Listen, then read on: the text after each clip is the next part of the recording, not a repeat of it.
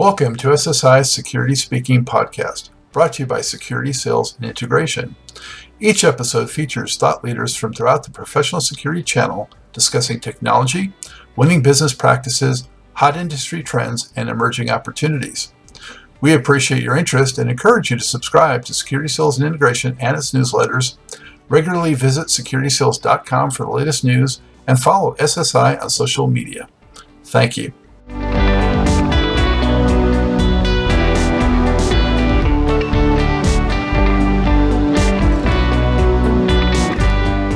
Let's jump right in with, the big topic this year, unfortunately, has been the pandemic. And, let's talk first about how it's impacted your organizations internally. And then we'll talk after that about, with your customer base. Awesome. So we feel like we're in New York. We're a little bit ahead of the curve as it relates to COVID-19. We were hit hard early on, and we feel like we're turning the corner. We hope we are. I guess no one knows for sure, but it feels that way, and that's the general feeling that you get from the people that are in the region. So internally. Early on, we were working 99% remotely. Being an essential business, of course, we never stopped. And servicing critical infrastructure, we've never had even a pause in our business. But our office, administrative, sales, accounting departments all work remotely, and that was pretty smooth. Now that things are loosening up a little bit and our governor said that we're in phase 4, we are starting to bring back some of I would say we're at 50% capacity now. And we, of course, practicing social distancing in the office, sterilizing the office, and making sure that our people are taking precautions. But we are at about 50% of our staff coming into the office at this time, and it's all voluntary. We're not mandating whoever can work from home. We're still recommending. Believe it or not, a lot of our staff are requesting to come in because of, as you can imagine, there's a social aspect of being in the office, and also productivity-wise, of course, you get more done when you're there. All right, thank you. Let's continue with Mike on that. Yep, sure, thanks. So overall, I would say we're pretty fortunate being in the Midwest. I really feel for Abe and probably Keegan on the East Coast. We've been watching what's going on in New York daily, and it's been a tough haul. We've been fortunate from that standpoint that our offices and our areas are a little more open and never really shut down completely, although they did shut down. Similar to Abe, we are also working mainly remotely. We're a little bit different because we have a 24/7 UL listed monitoring center. We monitor all of our alarm counts. We have about 17,000 customers. So there was not a book for a pandemic. There was a book for about everything else but a pandemic. So that got pretty scary, but we had to make some decisions real quick that we could not have the pandemic, the disease go through the monitoring center. So we really had to remove most staff from the office and protect that at all costs. So we've been working really remotely, and I've been unbelievably surprised at how well our staff has adapted to that. I'm going to guess my peers that they always talked about having people work remotely, and it was on our list too. It just never got in the top 10, and it moved all of a sudden from 10 to 1 real fast. And most of our staff has done a fantastic job, and our IT staff has done a great job of implementing that. So we've been really pleased with that. Our markets have stayed, our main impact has been our national accounts business. We don't have a large one, but we have a pretty solid core, and that a lot of that got put on hold, of course, because traveling around the country was not going to happen, and people didn't want us in their facilities. Obviously, servicing too, people just did not want people coming in their offices, so that got affected quite a bit. We would probably say we're about 80% capacity is what we dropped to. and probably about 50% on the service side. So those were the main things that really got affected. But I'd say right now, there's so many people hurting and all that right now, to say 80%, we're pretty happy with that. PPP money, of course, helped immensely. Kudos to our government. I thought they put something in really. I think we all want to complain about our government. There's a lot to complain about, but I think this was a program that came out really fast and really quick. And while there's some hiccups to it, it's been really good and kept companies like all of ours going, and the ability to not have to lay off people, which was the key. And we have not laid anyone off. So that's been great. We've been doing weekly YouTubes and email updates explaining everything to our offices and to our staff on where we're at and where we're going and what we're doing. And we just kind of improvised, adapted, and try to overcome. And so far, knock on wood, so far not too bad. Thank you, Mike. Kekin, what about you and your company? How have you gone through it, and where are you at today? So, again, we are based out in Northeast. We are somewhat neighbors to New York. New York isn't that far, a 3-hour drive in New York. That said, Rhode Island has handled this much better. First of all, the small size, and the governor took proactive action from the beginning. Our case rates and percentage-wise, we are much better than our neighbors, Connecticut and Massachusetts, been.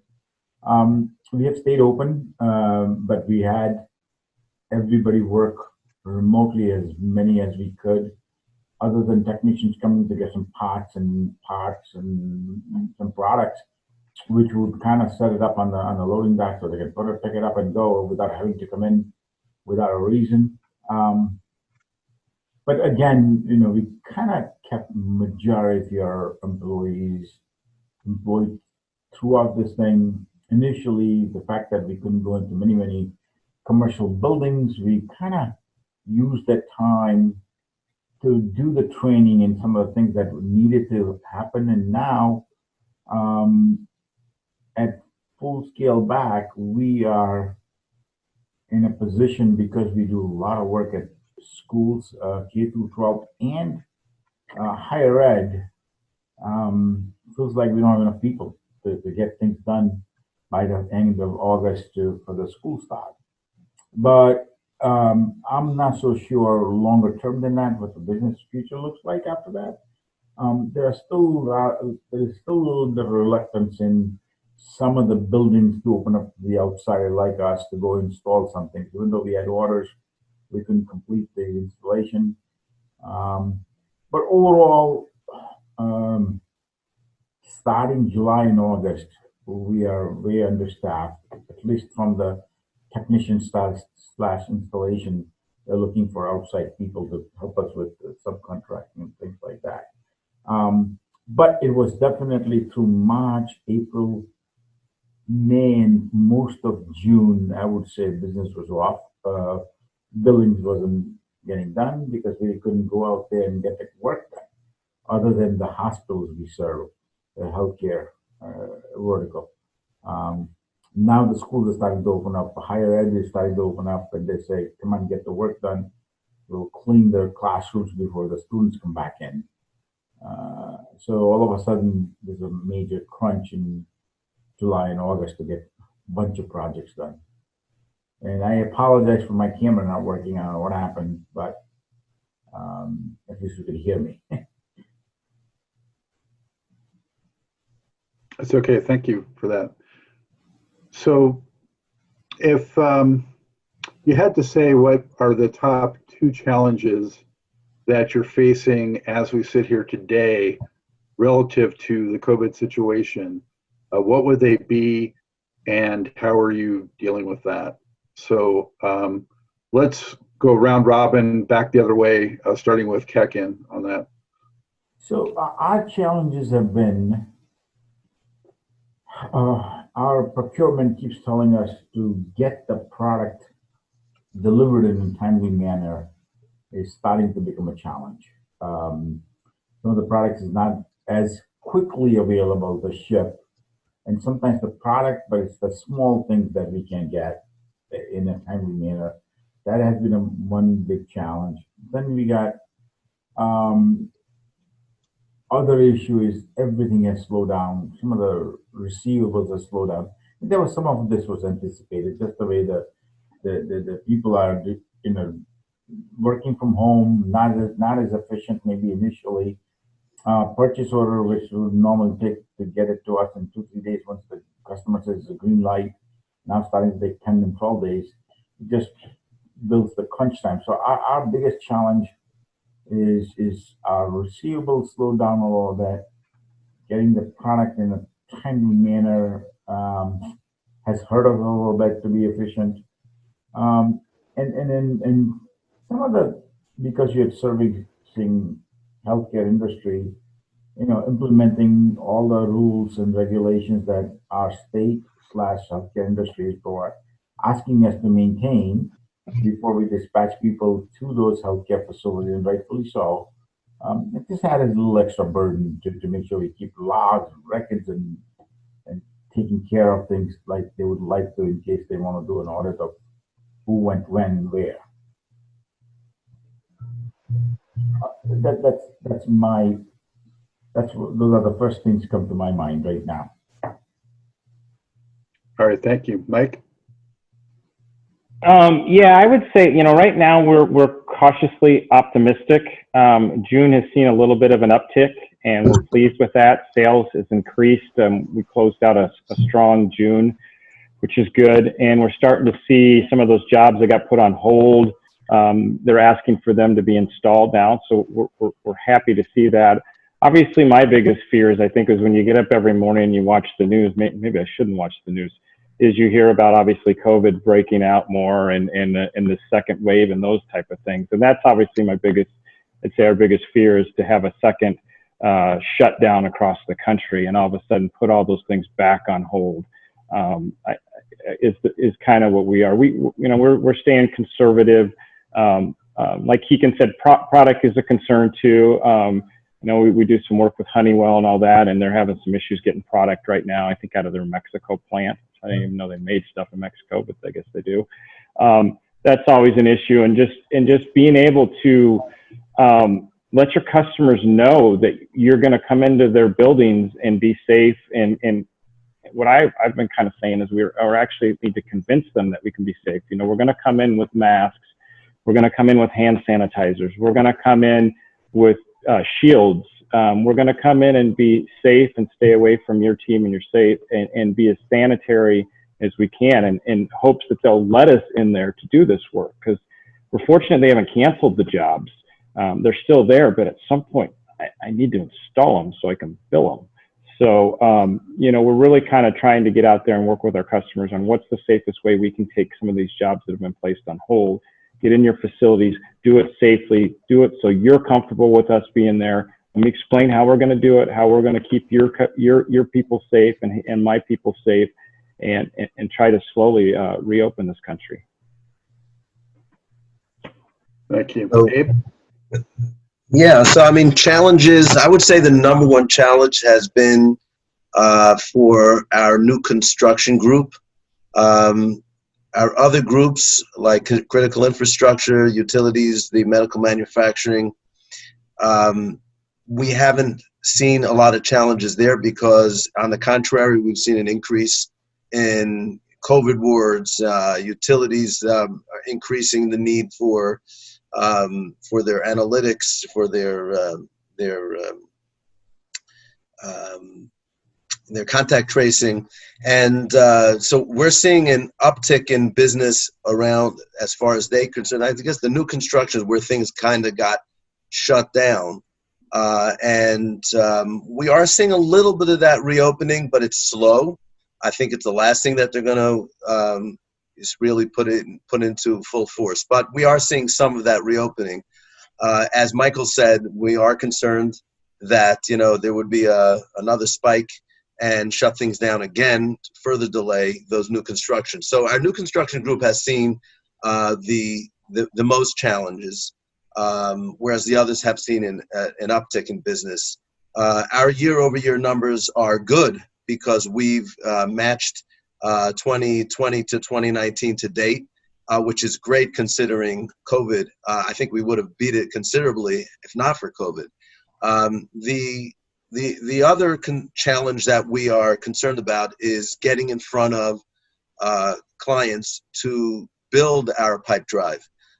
Because we can't get in front of them, we have to do Zoom and Teams and all, other kinds of methods of speaking to them without having that face-to-face interaction.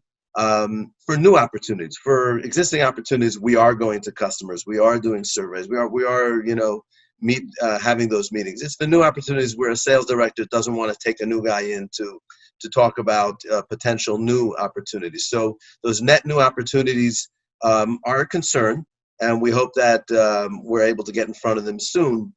As far as budgets for projects that were cut, most of them look like they're going to be reallocated for 2021, which is good. They're just on hold. They're not canceled. So, our outlook is good, and we're hopeful that if this thing leaves us and there are no more surprises in our whole society, then we're going to, think things will continue to improve. Most integrators I know are so busy. They're always trying to do, so many things, wearing so many hats, and there's always, too much to do. And certainly there was a lot to do to contend and deal with the COVID situation. But also, I think there's been an opportunity for many to sort of take a step back a little bit and sort of reassess or reevaluate the whole business and how things are done and the organization and things like that. So could any of you jump in and speak to that at all, and sort of what you're maybe learning from this, and maybe there's some value to come out of it in that sense? I can jump in right off the bat, and this one's, not is what probably everyone's thinking, is you're finding out that your team can work from home remotely, and not all of them, but we are finding some that are just killing it from working from home. I mean, they get up at 7:45 with their sweatpants and their bowl of Cheerios, and they just pound it out, and that's fantastic. So kind of like I said earlier, it was always on our list of things we wanted to evaluate, but it just never got to the top. And so there's some people that aren't coming back to work. I can tell you that. They can work from home, and we've got the statistics to prove it. And I think that's going to be a trend for our customers as well, that we're going to have to see moving forward. I mean, real estate and where it's going, and there's going to be a new work. I mean, Zoom is the new meeting now. We've got several meetings, I think, that will stay Zoom. Some will go back to in person, but a lot of them won't. So that's been the biggest one I've found. And our own office building, I'm like, I've got like 3 conference rooms. I think I can go down to 1 after this. So I may be trying to lease some space, which probably won't go very well, but if you know anyone in Nebraska wants space, have them give me a call. But yeah, I think that's the thing, and just being more efficient. IT too, I was worried to death about cybersecurity and hacks and all that, and they just stepped up with, everybody logging in from outside and it's just been going well. We've had a few minor issues, but it hasn't hurt our productivity at all. So I just been thrilled with how, when the going got tough, our team really got going and just kind of ebbed and flowed with it and moved on. Mike, do you see that as a circumstance also where maybe employers such as yourself will have to look at providing more home office related equipment and services to the homes and things like that, or is that incumbent upon the employees? No, I think it's a part, maybe a little bit of boys, but I think it's the employer. We have had some staff that we're starting to try to bring back into the office because they don't have good internet, or they've got right now kids at home, and so not everybody is conducive to that. But I think it's been a great test for us to figure out who can really do it and who can't.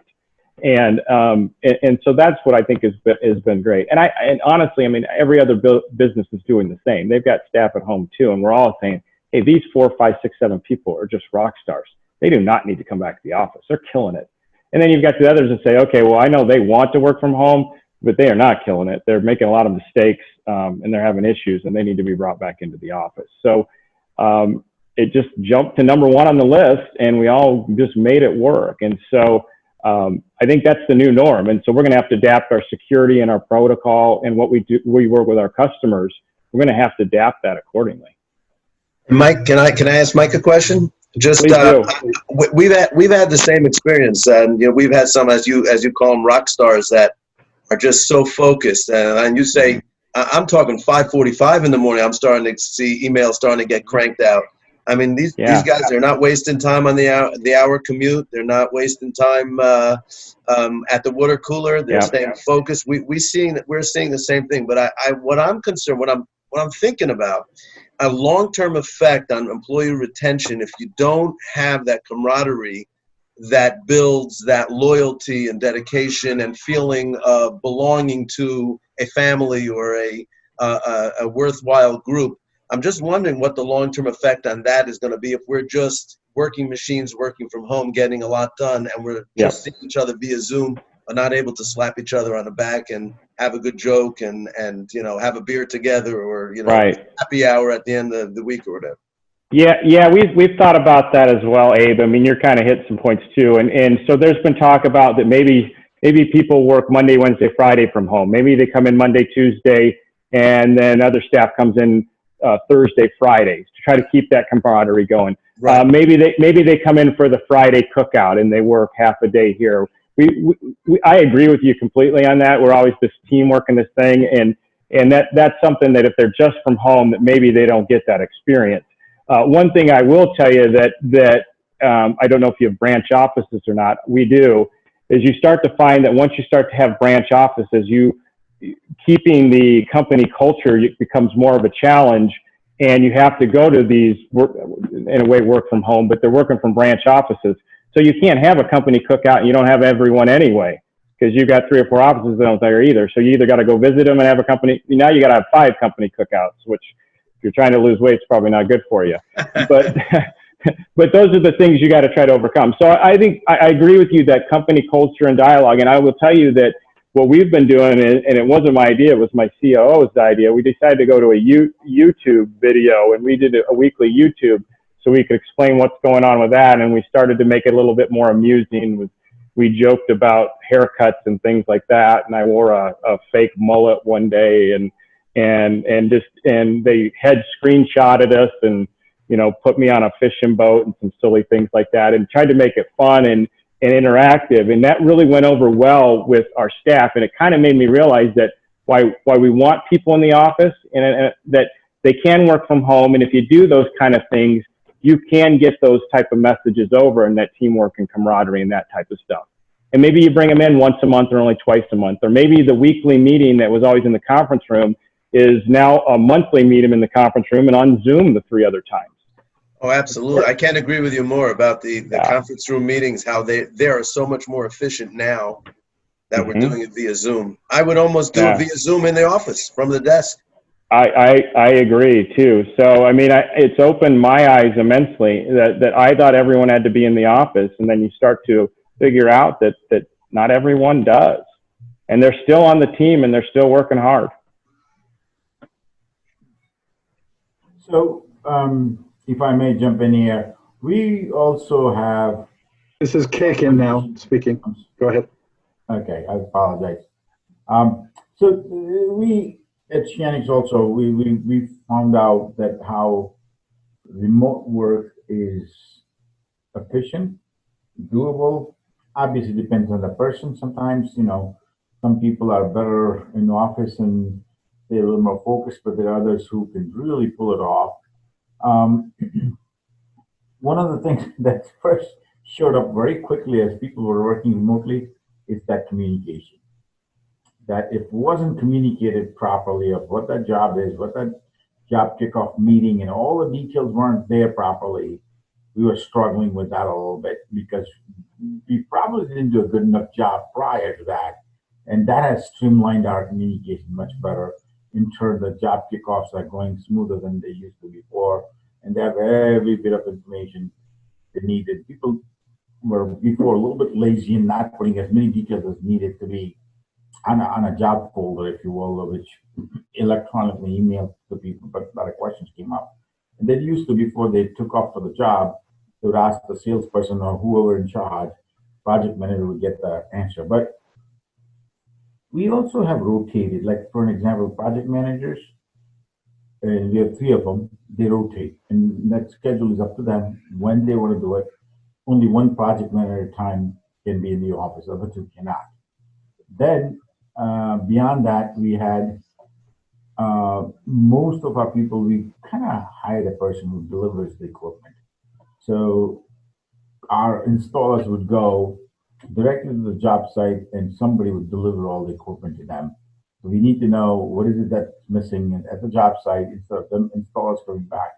We just have a runner who goes and does, and by far in Rhode Island, not too many things far, but we do go work in Boston area and whatnot, but it has worked out pretty good. A couple of places we ship equipment to, but it definitely has opened our eyes because it is definitely doable. All our salespeople were a little bit remote before.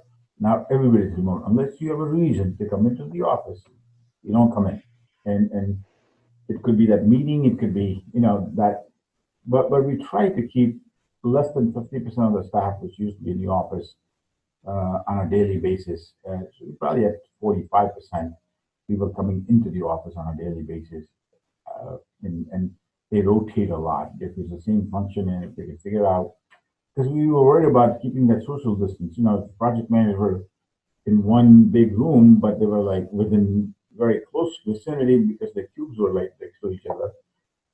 Even if you wanted to, if they all showed up, you couldn't keep them social distancing 6 feet apart. So, but we leave it up to them. They figure out. It's not posted on the schedule, so we know who's coming in and who's going to be where. That kind of thing. It's worked out pretty good, actually. So that's our 2 cents on that. Thank you. So I'm wondering, as I'm listening to this, especially commercial offices, small businesses, medium-sized businesses, if they're going with this trend of having a lot more remote workers on more of a long-term permanent basis, do you think that's going to impact that vertical in terms of, the integration business for commercial offices and those types of things? They'll not need as many of them and there'll be more folks working from home? I think it certainly could. It would be a concern that we're looking at. I have some friends in the real estate sector, and obviously, I actually did. I put part of our building up for lease just to see if there was interest, and he said, the market's dead right now, and I'm like, I know that, but if you get somebody and it works, it works. If it doesn't, we'll just move on with what we have. But yeah, I think that's a concern. I think real estate was booming before this all happened, and I'm not sure that it could affect those people for the positive. So that was Mike. Thank you. Yes. Sorry, Mike. Yeah. Yeah, I think that it's similar to what Michael said. It's anyone's guess what's going to happen, whether people will start coming back for the social aspect of it, or they're going to be a lot more commercial space. I too spoke to some commercial real estate people. They had an interesting take on it. They thought that a lot of the commercial office interest was going to move from the city to the suburbs. So kind of like a hybrid. Why would I spend $1,000 or $10,000 a square foot in New York City when I can do it for $25 in the suburb or $30 in the suburb? So they might be unloading some of that expensive real estate, but picking up some less expensive real estate and in the suburbs. And it might be kind of like a hybrid where they can be working in more of a satellite office environment, coming in part-time environment, where they're seeing that the expensive real estate is not as necessary. That was a take that one of the real estate people I spoke with.